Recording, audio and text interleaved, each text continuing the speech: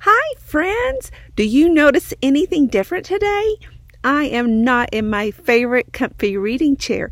I'm on vacation. I'm in New Mexico. I'm at Carlsbad Caverns. We spent the day hiking in the caverns. And did you know that they have 17 different species of bats here at Carlsbad? And at the evening time, as soon as the sun goes down, we're going to be waiting at the mouth of the cave and we get to see the bats come out. But cameras and recording devices are not allowed, so I can't bring you. Did y'all notice that big knot on my head? I have myself with my camera and I have a big knot on my head. So if you could ignore my knot on my head. But look at this sky. Isn't it amazing? The sunsets here are just so beautiful. Look at those clouds. But anyway, I thought, what would be the perfect story to read while I was at Carlsbad Caverns? Well, look what I brought. All the way with me, I packed it with me, Stellaluna. This is a sweet story about a bat and her mom. So let's get started. Oh, I gotta tell you, this is by Janell and she's won 2 major awards, and I couldn't remember, and I don't have cell phone service up here. I'll put it down in the link below, but she won one of the top 100 books for children's books for another category, and one from a library association. So it's one of the top 100 books, so you're gonna have to read this one. This is called Stellaluna. Here's the title page by Janell. It's got a fun dedication page to Burton H. Cannon and Nancy A. Cannon with love. That's her mom and dad. She dedicated her book to her mom and dad. And I'm fighting the wind, so be patient with me today, okay? In a warm and sultry forest, far, far away, there once lived a mother fruit bat and her new baby. Oh, how Mother Bat loved her soft, tiny baby. I'll name you Stellaluna. Each night, Mother Bat would carry Stellaluna clutched to her breast as they flew out to search for food. Do you see how it clings to its mom?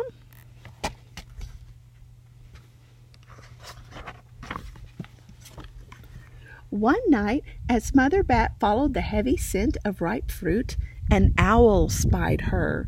On silent wings, the powerful bird swooped down upon the bats. Dodging and shrieking, Mother Bird tried to escape, but the owl struck again and again, knocking Stellaluna into the air. Her baby wings were limp and useless as wet paper. Down, down she went, faster and faster, into the forest below. Oh no. What do you think is going to happen next? Let's find out. The dark leafy tangle of branches caught Stellaluna as she fell. One twig was small enough for Stellaluna's tiny feet. Wrapping her wings around her, she clutched the thin branch, trembling with fear. "Mother!" Stellaluna squeaked. "Where are you?" By daybreak, the baby bat could hold on no longer. Down, down again she dropped. Oh no. Flump! Stellaluna landed headfirst in a soft, downy nest, startling 3 baby birds who lived there. Stellaluna quickly clambered from the nest and hung out of sight below it. She listened to the babble of the 3 birds. "What was that?" cried Flap. "I don't know, but it's hanging by its feet," chirped Flitter. "Shh! Here comes Mama," hissed Pip. Many, many times that day, Mama Bird flew away, always returning with food for her babies. Stellaluna was terribly hungry, but not for the crawly things that Mama Bird brought. Finally, though, the little bat could bear it no longer. She climbed into the nest, closed her eyes, and opened her mouth. Plop! In dropped a big green grasshopper. Do you eat grasshoppers? I don't. I don't think that fruit bats eat grasshoppers either. Stellaluna learned to be like the birds. She stayed awake all day and slept at night. She ate bugs, even though they tasted awful. Her bat ways were quickly disappearing, except for one thing. Stellaluna still liked to sleep hanging by her feet. Once when Mama was away, the curious baby birds decided to try it too.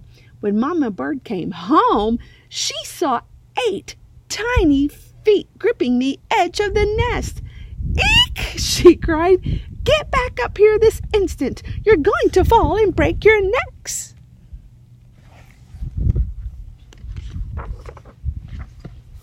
Does that look like a happy Mama Bird? I don't think so.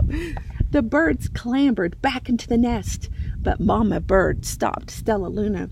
"You are teaching my children to do bad things. I will not let you back into this nest unless you promise to obey all the rules of this house." Stellaluna promised. She ate bugs without making faces. She slept in the nest at night, and she didn't hang by her feet. Stellaluna behaved as a good bird should. All the babies grew up quickly, and soon the nest became crowded. Mama Bird told them it was time to learn to fly. One by one, Pip, Flitter, Flap, and Stellaluna jumped from the nest. Their wings worked. "I'm just like them," thought Stellaluna. "I can fly too."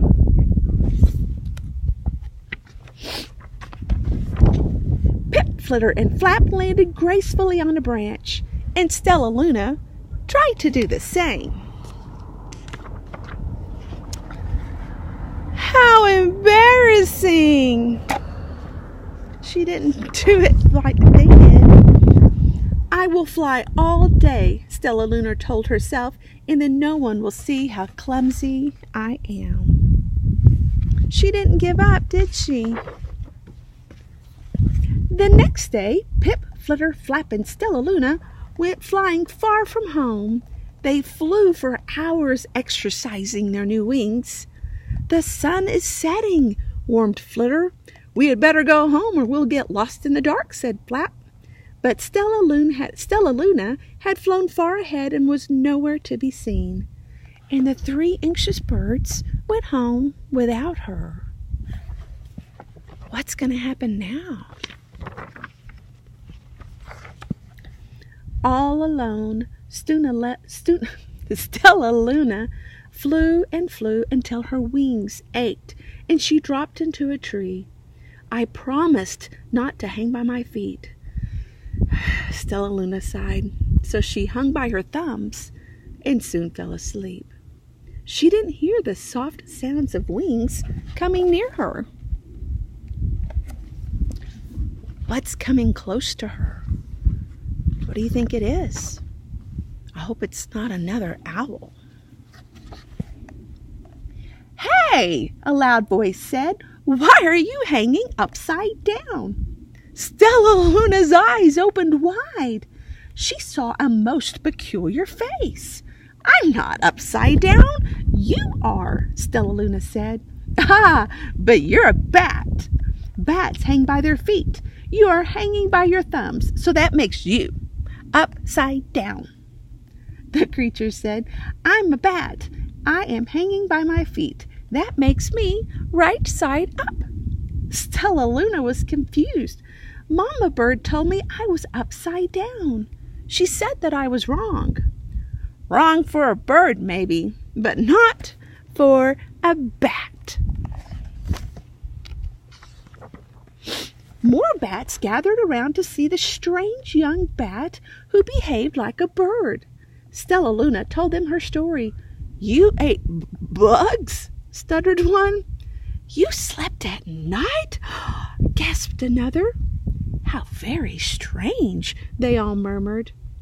Wait, let me look at this child." A bat pushed through the crowd. "An owl attacked you?" she asked. Sniffing Stellaluna's fur, she whispered, "You are Stellaluna. You are my baby." It was her mom. Her mom found her.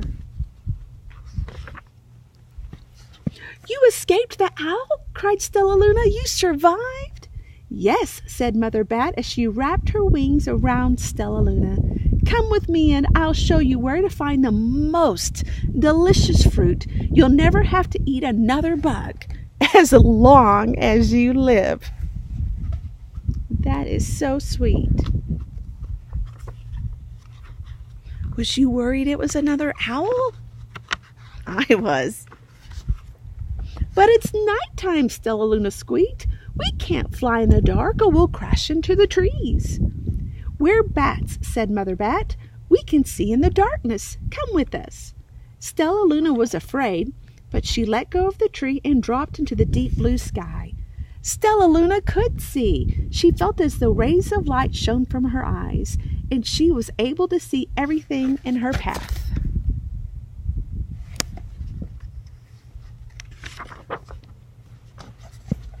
Soon the bats found a mango tree, and Stellaluna ate as much of the fruit as she could hold.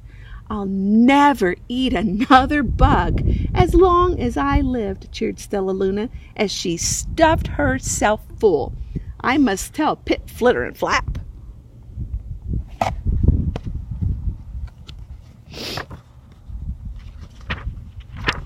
The next day, Stellaluna went to visit the birds. Come with me and meet my bat family, said Stellaluna. Okay, let's go, agreed Pip. They hang by their feet and they fly at night and they eat the best food in the world, Stellaluna explained to the birds on the way. And as the birds flew among the bats, Flap said, I feel upside down here. So the birds hung by their feet. Wait until dark, Stellaluna said excitedly. We will fly at night. What do you think's going to happen when those birds try to fly at night like the bats? When night came, Stellaluna flew away. Pip, Flitter, and Flap leaped from tree to follow her. I can't see a thing, yelled Pip. Neither can I, yelled Flitter. Ah! Shrieked Flap. They're going to crash, gasped Stellaluna. I must rescue them. Stellaluna swooped about, grabbing her friends in the air. She lifted them to a tree, and the birds grasped a branch, and Stellaluna hung from a limb above them. Those birds do not look like they're having a good time, huh?